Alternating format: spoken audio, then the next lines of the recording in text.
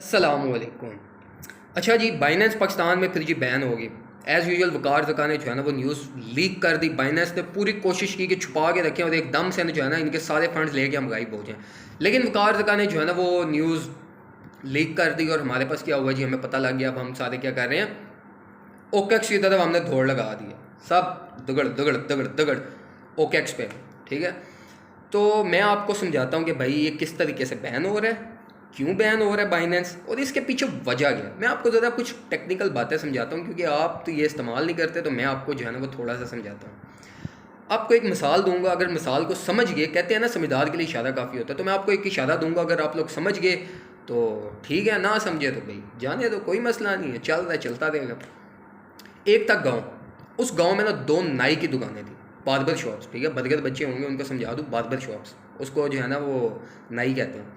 अब दो नाई की दुकानें थी। एक नाई की दुकान थी गांव के अंदर, एक नाई की दुकान थी गांव से बाहर। ठीक है, अब जो नाई की दुकान गांव के अंदर थी ना, वो टपाटप ज़बरदस्त किस्म की चलती थी। ठीक है, उसका कोई इशू नहीं आता था, उसके पास सारा पूरा गांव जब बाल कटवाने हो, जो गांव के अंदर जो नाई की दुकान थी वो चलती थी। अब जो गांव से बाहर नाई की दुकान थी ना, वो कोई इतनी खास चलती नहीं थी, वो बस बेचारे का काम बहुत ठंडा था। अब मैं था गांव का चौधरी, पूरा गांव मेरी बात मानता था कि यार अगर मैं गांव को कहूँ ना कि यार इस नाई को छोड़ के वो बाहर वाले नाई के पास जाना शुरू कर दो, एक गांव पागल खोतों की तरह वहाँ चला जाएगा। अब ना मैंने ना एक ट्रिमर लॉन्च किया। ठीक है जी, मैंने एक ट्रिमर लॉन्च किया, लेकिन ट्रिमर की ना क्वालिटी बहुत गंदी थी। ठीक है, अब खैर मैंने बना दिया, मैंने इतने पैसे लगा दिए।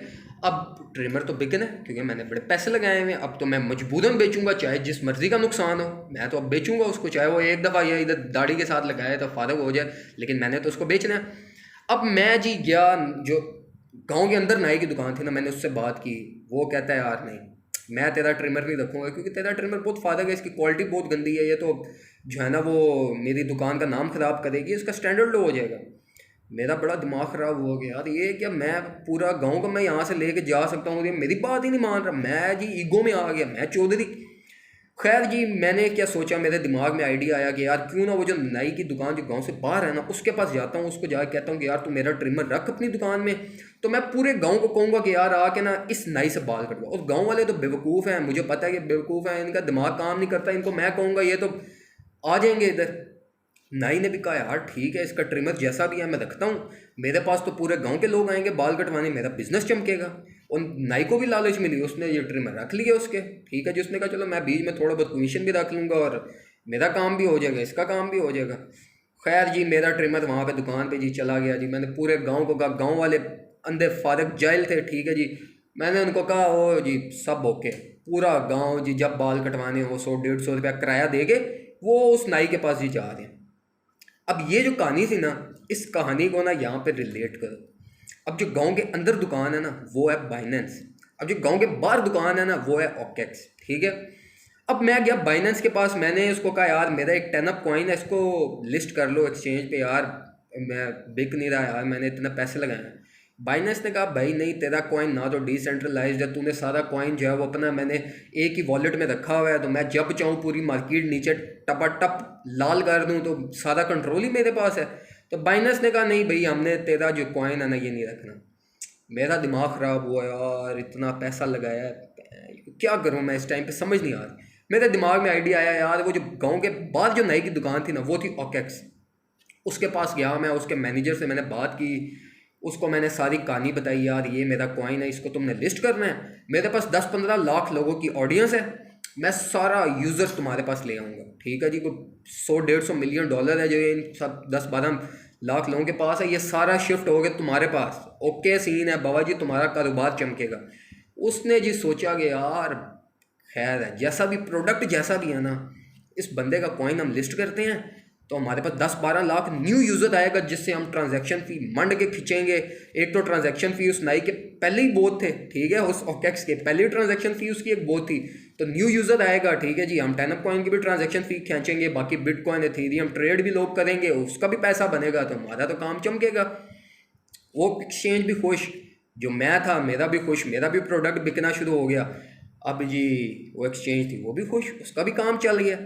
अब बात सिर्फ टोटल की इतनी है मेरे भाइयों, पूरी दुनिया में कोई एक्सचेंज नहीं थी जो इस कॉइन को लिस्ट कर रही थी। ठीक है, अल्टीमेटली किसी तरीके से ओकेक्स ने ये हामी भर ली कि हम इसको लिस्ट करते हैं, उन्होंने लिस्ट कर लिया। ठीक है, अब कॉइन पे मैंने डिटेल में एक वीडियो बनाई हुई है, डिसेंट्रलाइज्ड नहीं है। जो लोग अभी भी 10 पे बिलीव कर रहे हैं, करो, बिलीव करो, लेकिन तब करना जब इसके जो 4 वॉलेट्स हैं जिनके अंदर इसकी 90% से भी ज़्यादा एक्युमुलेशन है, जब वो 4 वॉलेट्स खाली होंगे तब बिलीव करना, उससे पहले बिलीव मत करना। तो अब वो एक्सचेंज पे वहाँ लिस्ट हो गया। अब जब तुम लोग सारा फंड अपना वहाँ लेकर जाओगे तो तुम लोग तो ब्लाइंडली फॉलो करते हो वकार जगह को, तुम्हें तो पता ही नहीं है कुछ क्रिप्टो का। ठीक है, पता ही सारा कुछ वकार जगह को है। ठीक है, बाकी तो पूरी दुनिया फुद्दू है, पाकिस्तान में कोई ट्रेडर नहीं है।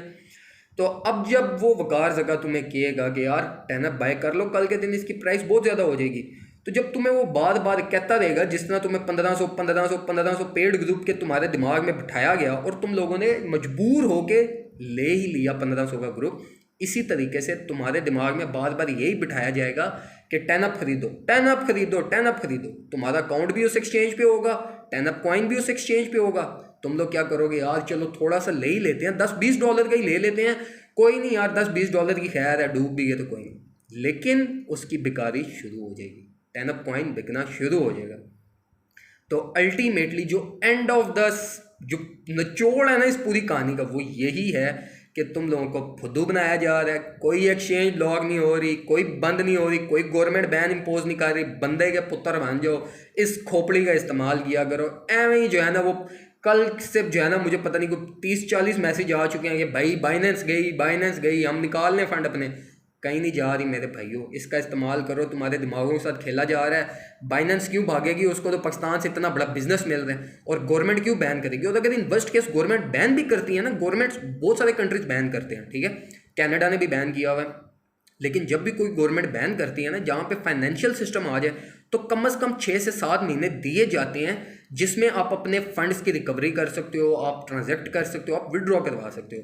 कनाडा में बैन हुआ, कनाडा में 3 महीने पहले बैन हुआ था, क्रैकडाउन हुआ था, बहुत सख्त किस्म का क्रैकडाउन हुआ था, और उनको 6 महीने दिए गए हैं कि अपने फंड्स को विड्रॉ करवा लो। फंड्स को विड्रॉ करवाने के लिए 6 महीने का नोटिस दिया है, ठीक है। तो अभी भी उनके पास 3 महीने पड़े हैं। तो अगर कभी पाकिस्तान में कोई गवर्नमेंट ऑफ पाकिस्तान ऐसा नोटिस लेगी, बाइनेंस खुद कभी नहीं भागेगी, ये पत्थर पे लगी है। अगर पाकिस्तान की गवर्नमेंट कोई बैन करती है, तो आपको कम से कम 3 से 4 महीने मिलेंगे। 3 से 4 महीने के अंदर अंदर अपना सारा फंड्स को विड्रॉ आप करवा सकोगे। तो कोई इशू की बात नहीं है, खुल के ट्रेडिंग करो, खुल के मंड के रखो। ओकेक्स कोई बहुत अच्छी एक्सचेंज नहीं है, मैंने इस्तेमाल की हुई है, बहुत हाई ट्रांजैक्शन की है उसकी, ठीक है, खप जाओगे, ठीक है। स्पॉट में भी बाय करने के आपके जब 1.5 से 2 USDT कटेंगे, तो आप जो है ना वो लाल लो पीला हो जाएंगे। तो इसलिए चुप करके बाइनेंस पे रहो, ठीक है। जब तक कोई लीगल नोटिस नहीं आता तब तक ट्रेडिंग करो, ऐशी मारो, कोई इशू नहीं है मेरे भाइयों। हाँ, वकार ज़का को भी सपोर्ट करो, ठीक है, जहाँ तक उसका सपोर्ट करना बनता है। क्रिप्टो में बहुत सारी एफर्ट किया उसने, लेकिन जहाँ तक बनती है वहाँ तक करो। जहाँ पे वो गलत बोलता है उसको गलत बोला करो, ठीक है ना। अभी क्या कहूँ मैं, जो गलत बात होती है उसको गलत कहा करो, जो ठीक होती है उसको ठीक कहा करो। तो ख्याल रखो अपना, चैनल को सब्सक्राइब करो। टेक्निकल एनालिसिस से रिगार्डिंग मैं सारी वीडियोस हर रोज़ अपलोड करता हूँ, तो इसलिए सारी मार्केट की अपडेट्स अप टू डेट रहने के लिए चैनल को सब्सक्राइब करो। ख्याल रखो अपना, अल्लाह हाफिज़।